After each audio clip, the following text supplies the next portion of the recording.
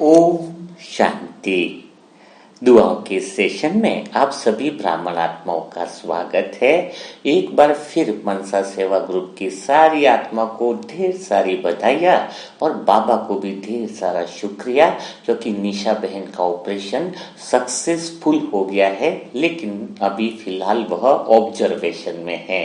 इतना बड़ा ऑपरेशन है तो कल तक शायद उनको ऑब्जर्वेशन में रखेंगे। लेकिन देखो दुआएं कितनी अच्छी कमाल करती हैं, और सारे विश्व की आत्माओं को अभी बहुत ज्यादा दुआओं की जरूरत है। जब किसी आत्मा के चेहरे पर खुशी लाने के लिए हम निमित्त बनते हैं तो समझ लो कितना बड़ा पुण्य का काम है। और वही आत्माएं पुण्य करने की निमित्त बन सकती है जिनको भगवान से प्यार है। जिनको भगवान से प्यार नहीं होता है वह आत्माएं संदेह में ही रहती है, डर में रहती है, भय में रहती है, चिंता में रहती है। और जो आत्मा भय में है, चिंताएं में है, वो भला दूसरे को दुआएं कैसे दे सकती है।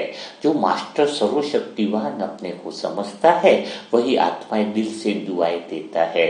मास्टर सर्वशक्तिवान आत्मा नहीं समझने का कारण क्या है, संदेह आने का कारण क्या है, भय आने का कारण क्या है, क्योंकि उसको अपनी आत्मा के अंदर सारे जो गुण हैं, सुख, शांति, प्रेम, आनंद, ज्ञान, उसकी जो उपस्थिति है उसको अनुभव नहीं करता है। जो आत्मा भीतर से अपने सारे गुण मेरे अंदर ही मौजूद है, जितना जितना वह अनुभव करती जाएगी उस आत्मा से भय, चिंता, डर स्वतः ही क्या होते हैं, समाप्त होते जाते हैं। यानी अपने जो गुण है उनसे प्यार करने लग जाना चाहिए। हमें ज्ञान से इतना प्रेम हो, इतना प्रेम हो कि ज्ञान में जाने की जिज्ञासा हो, हर पॉइंट को समझने की इच्छा हो। तो इससे क्या होगा, हमें बाहर जो संसार का जो मोह है वह स्वतः ही समाप्त होने लग जाता है। क्योंकि संसार में तो कोई सार बचा नहीं। जितना आत्मज्ञान क्लियर होगा उतना ही शक्तियां अंदर बढ़ने लगती है। तो आत्मज्ञान क्लियर होने के लिए हमें ये चारों दीवारें गिरानी होगी। कौन सी चारों दीवारें?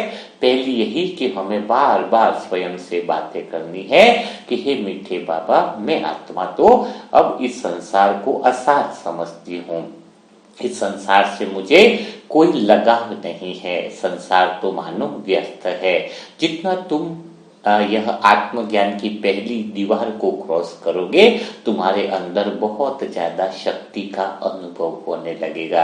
और जब तुम आत्मा स्वयं का आत्मनिरीक्षण करोगी और स्वयं से बात करोगी कि मेरे विचार तो इतने शुद्ध हैं कि मेरे विचारों में अब बिल्कुल मैंपन नहीं है, अहंकार नहीं है।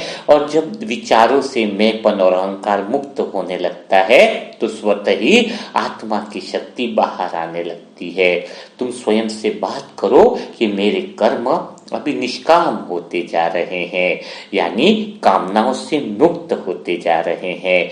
जब तुम्हारे कर्मों में कामना नहीं रही तो तुम्हारे विचार शक्तिशाली हो जाएंगे। आप स्वयं से बात करो कि मेरी बुद्धि अब माया की सेवा में नहीं लगी रहती है, अभी तो हर पल स्वचिंतन में लगी रहती है। जब इस तरह से स्वयं से बात करोगे तो तुम्हें अनुभव होने लगेगा कि तुम आत्मा पावरफुल होती जा रही हो, शक्तिशाली होती जा रही हो। कभी अतीत की बात नहीं करना। पुरानी गलतियां जो हो गई है, अगर उसी का चिंतन चलता रहेगा तो नई गलतियां फिर से होने लगेगी। कोई बस छूट गई, कोई ट्रेन छूट गई है, तो उसके बारे में अगर तुम बात करते रहोगे तो जो सामने अभी फिर बस खड़ी है वह भी छूट जाएगी। तो हमेशा तुम्हारा ध्यान जो है वह वर्तमान पर होना चाहिए। तुम्हें होश में रहना चाहिए कि मैं आत्मा क्या हूँ, मैं आत्मा भी होश में हूँ। जब आपका पूरा ध्यान वर्तमान पर होगा तो फिर क्या होगा, आपके अंदर वह शक्तियां, वह आनंद जो है वह आने लगेगा। और हमेशा अपने स्वयं का सम्मान करो। स्वयं का सम्मान करना यानी स्वयं का मान करना। आत्मसम्मान यानी विश्वास तो लोग दे सकते हैं, लेकिन आत्मविश्वास होगा स्वयं से बात करके, स्वयं की क्रियाओं पर निरीक्षण करने से। क्रियाओं पर निरीक्षण करना मतलब मेरा उठना कैसा है, मेरा सोचना कैसा है, मेरे कर्म क्या भगवान की याद में है या नहीं है, मेरी बुद्धि इस समय कहाँ लगी हुई है। जब यह सारी बातें स्वयं से करोगे कि मेरे कर्म निष्काम है या नहीं, कहीं मेरी बुद्धि संसार के सार में व्यर्थ में तो नहीं घूम रही है, मेरे विचारों में कहीं अहंकार तो नहीं है। जितना जितना तुम स्वयं का आत्म अवलोकन करते जाओगे, आत्मशक्ति तुम्हारी बढ़ती जाएगी, तुम्हारे अंदर वह पावर आती जाएगी और तुम्हें अंदर से महसूस होगा कि मैं मास्टर सर्वशक्तिवान हूँ। तुम्हारा मन भीतर से हल्का होने लगेगा जब तुम आत्मा के गुणों का अनुभव करने लग जाओगे। और यह अनुभव खाली कल्पनाओं में नहीं है, प्रैक्टिकल में जब तुम सत्य की तरफ यात्रा करने लग जाओगे, अपने आप से तुम्हारी बातें होने लगेगी कि मैं मास्टर सर्वशक्तिवान हूँ, मैं चिंता और भय से मुक्त हूँ, मैं सत्य स्वरूप आत्मा हूँ, मैं बाबा का हूँ, बाबा मेरा है। इस तरह की जब बातें तुम्हारे स्वयं से होती हैं तो समझ लेना तुम्हारे अंदर से वह संदेह, वह भय, वह चिंताएं सारी समाप्त होने लगती हैं। इसलिए बस यही बात ध्यान रखो कि तुम्हें अंदर से सत्य के प्रति प्रेम करना चाहिए, सत्य के प्रति प्रेम को बढ़ाना चाहिए। जितना तुम्हारा सत्य के प्रति प्रेम होगा, जितना गहराई से प्रेम होगा, उतना ही तुम्हारे अंदर वह आत्मज्ञान विकसित होने लगेगा। तुम्हें महसूस होने लगेगा कि मैं यह शरीर भी नहीं हूँ, मैं यह संसार भी नहीं हूँ, मैं यह कामनाएं भी नहीं हूँ। आत्मज्ञान प्राप्त करने वाली आत्माएं जो होती हैं वह संसार का, कर्मों का, विचारों का, बुद्धि का, सबका शुद्ध ज्ञान रखती हैं। तो अभी बस यही करना है कि तुम्हें क्या, सत्य के प्रति प्रेम करो, स्वयं से बात करो। संसार का ज्ञान जो है वह तुम्हें आवश्यक है कि संसार में कोई भी सार नहीं है ना। और कर्मों में भी यह समझना जरूरी है कि आपके कर्म किस दिशा में जा रहे हैं, और यह जानना भी जरूरी है कि तुम्हारे विचारों में कहीं अहंकार तो नहीं है और तुम्हारी बुद्धि किस दिशा में जा रही है। जितना तुम सेल्फ रियलाइजेशन इन सारी बातों का करोगे और वर्तमान में जीना सीखोगे तो अतीत की गलतियों से मुक्त होने लगोगे। परमात्मा की छत्र छाया तुम्हारे जीवन में महसूस होने लगेगी। तो इन बातों को स्वयं को चेक करो, अमृत वेला में इन सारी बातों पर मनन चिंतन करो तो आपको बहुत ज्यादा फायदा होने लगेगा, है ना। तो इन सारी बातों को मनन चिंतन करने पर जो शक्तियां तुम्हारे अंदर आती है वह दुआओं के द्वारा वह द्वार खुल जाते हैं। यानी जो आत्माएं अभी दुआएं दे रही हैं, जिनके मन में दूसरों के लिए दिल पिघलता है, अच्छा करने की भावना पैदा होती है, उसके कितने सारे कर्मों के हिसाब जो हैं वो सेटल हो जाते हैं। तो आज फिर तुम्हें ऐसा ही तो कुछ और मौका आया है, ऐसा मौका आया है जिसके अंदर आप दुआएं दे सकते हो। और दुआएं तो देना बहुत पावरफुल बात है ना। तो दुआएं आज जिसको देनी है वह आत्मा कौन है इसको भी समझना होगा। वह आत्मा है निर्मला बहन जो ज्ञान में चलती है लेकिन उनके बहू की है। उनके बहू हो लेकिन लौकिक परिवार में कोई भी आत्मा जो रहती है तो हमें उनकी कोई शुद्ध मनोकामनाएं चल रही हो या कोई परेशानियां चल रही हो तो उनकी मदद करने के लिए सदैव क्या होना चाहिए, तत्पर रहना चाहिए। जब तक हम उनके कामों के लिए हम जब तक तत्पर नहीं रहेंगे तब तक हमें वो दुआएं हम हासिल नहीं कर सकते हैं। तो निर्मला बहन की जो बहू है पूनम बहन, उनके जो है वो नई आत्मा इस धरती पर आने वाली है। और अभी तक क्या हुआ है पूनम बहन का कि कई बार ऐसी घटनाएं हुई हैं जो बच्चा उनका सही तरीके से धरती पर नहीं आ पाया है। लेकिन अब की बार डॉक्टर ने जो है वह आज की डेट उनको दे रखी है। तो अभी वह हॉस्पिटल में ही मतलब जाने वाले हैं। तो हम सभी आत्माओं को पूनम बहन के लिए बहुत ढेर सारी दुआएं करनी चाहिए कि जो भी आत्मा इस धरती पर आने वाली हो वह इतनी पवित्र हो, जो ऐसे घर में आ रही है जहां पर ऑलरेडी बाबा का ज्ञान चल रहा है, जहां पर वह श्रीमतें चल रही हैं। तो ऐसे घर में जब कोई आत्मा आती है ना तो जरूर वह ब्राह्मण कुल की आत्मा ही रहती है। पूरा विश्वास रहता है।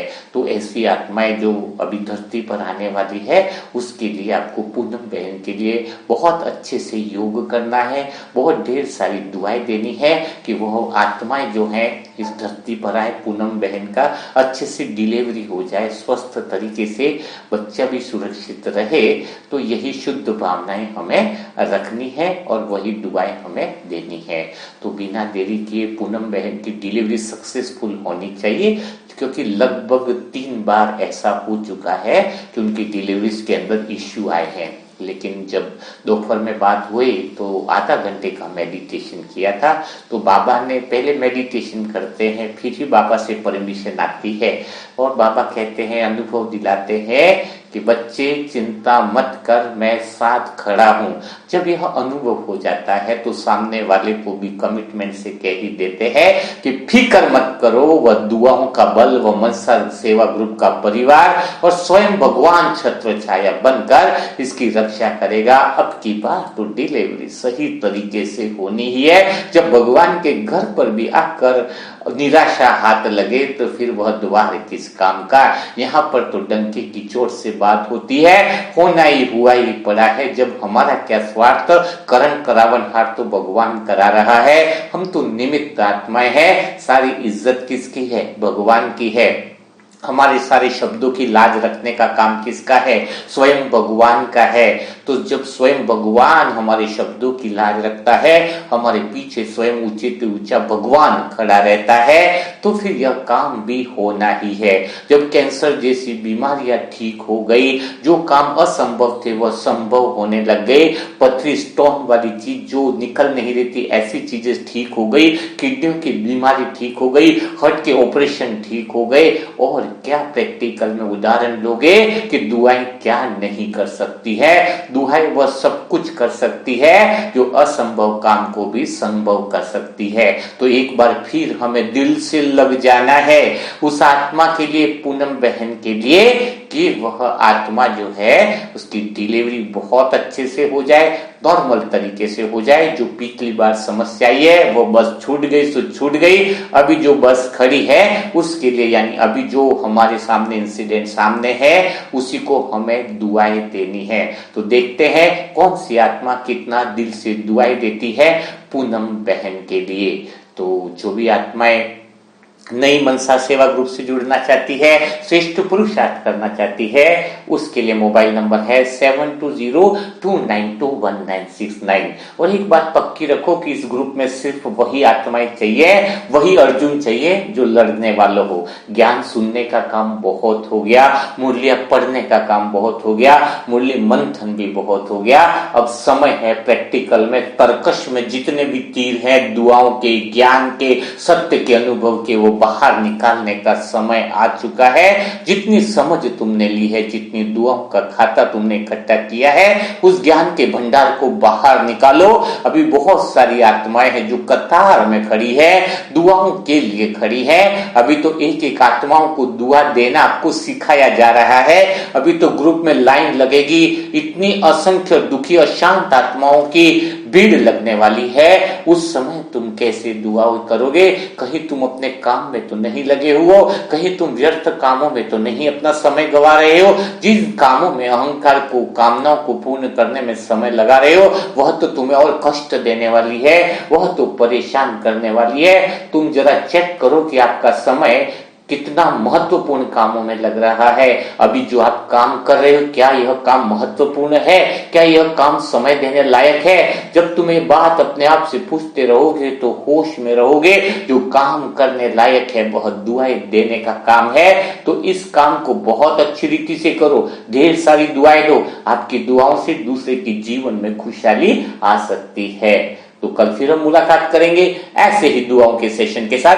तब तक के लिए सभी भाई बहनों को ओम शांति। और हम आत्माएं भी अभी बैठती हैं मेडिटेशन में उस रूहानी डॉक्टर के साथ, जहां पर वह पूनम बहन को ढेर सारी दुआओं की छत्र छाया बना देगा और स्वयं दोस्त, स्वयं साथी, स्वयं मन का मीत, स्वयं टीचर सर्व संबंध को पूनम बहन के आसपास घेरे में खड़ा कर देते हैं और उस नई आत्माओं का आगमन करते हैं। ओम शांति, ओम शांति, ओम शांति।